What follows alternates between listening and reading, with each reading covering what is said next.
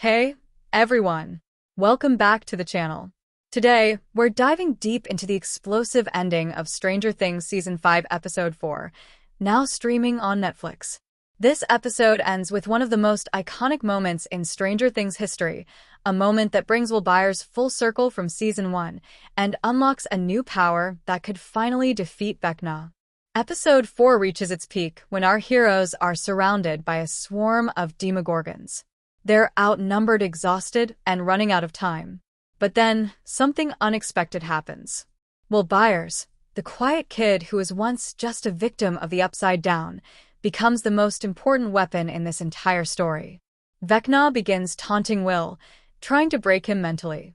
He reminds Will of the scars, the fear, the loneliness he faced since 1983. The same boy who was taken by the Demogorgon in Season 1, controlled by the Mind Flayer in Season 2, and traumatized for years. But this time, Will does not break. Instead, he closes his eyes and remembers something powerful. His memories, his friendships, his childhood. We see flashes of Castle Byers, Mike Wheeler, the early adventures, everything that once made him feel safe.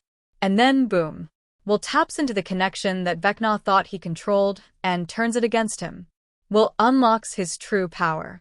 Ross Duffer, the series creator, said this was one of the earliest ideas for Season 5. What if Will could use his connection to Vecna as a weapon? And Episode 4 does exactly that. Will's eyes turn white, just like Vecna's. His body starts glowing with a strange energy. And with a single upward hand motion, a gesture created specifically for him, he unleashes a psychic blast. Demogorgons collapse. The entire battlefield shakes. And for the first time ever, Vecna is afraid.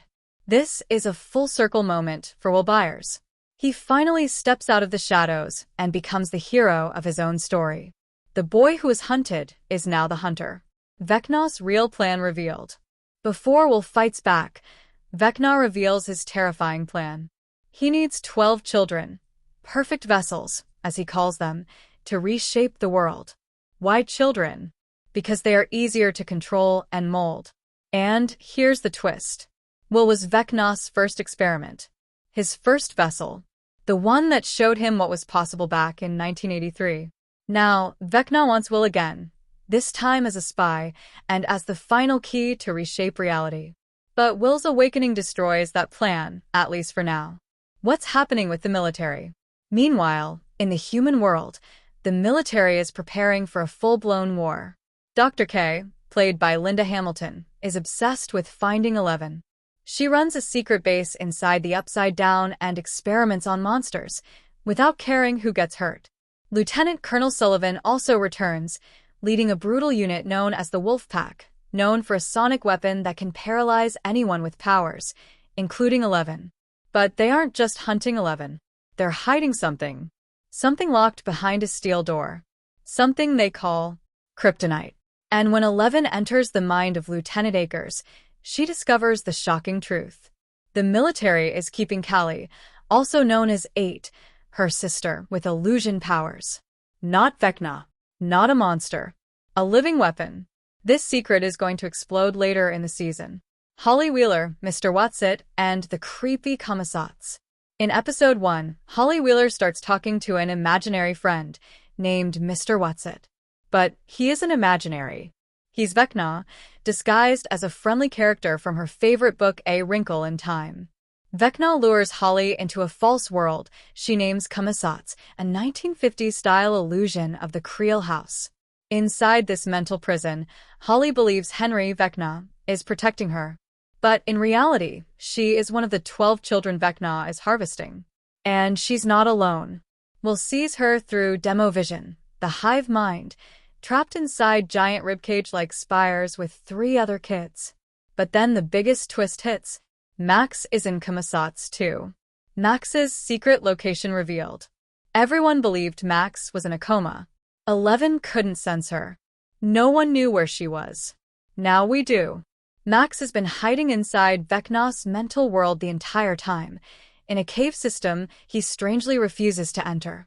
She almost escaped once, when running up that hill played in the hospital, but the portal closed too soon. Since then, she has been surviving by building a home out of memories. Even her clothes are made from pieces of her past, including a patch from young Henry Creel's shirt. And now, Max is the one who finds Holly in Comissats. This is going to matter a lot in Episode 5. Fire Part 7, The Emotional Subplots. The episode weaves in multiple character moments. Dustin's grief. Dustin is spiraling after Eddie's death. He picks fights, acts recklessly, and argues with Steve. He wants to suffer because he couldn't save Eddie. It's heartbreaking, raw, and beautifully acted. Nancy and Jonathan. They're together but drifting apart. Too many secrets. Too much guilt. And zero time to talk about it because Vecna has returned. Karen Wheeler's awakening. A Demogorgon attacks her house. She fights it with a broken wine bottle. She almost dies. Finally, after 5 seasons, she knows the truth. And she is terrified. What Will's powers mean going forward? The ending of Episode 4 changes everything. Will is no longer just connected to Vecna. He can channel Vecna's own power. Gaten Matarazzo said it best. This puts us on an even playing field. Now, the heroes have not one but 2 11s. And Vecna's worst fear is now a reality. What happens next? The season continues on Christmas Day with 3 massive episodes, and the grand finale arrives on New Year's Eve. With Will powered up, Max alive inside the mental world, Holly trapped in Comissats, Callie locked in the greenhouse, and Vecna coming back stronger than ever. The real war is just beginning. Thanks for watching.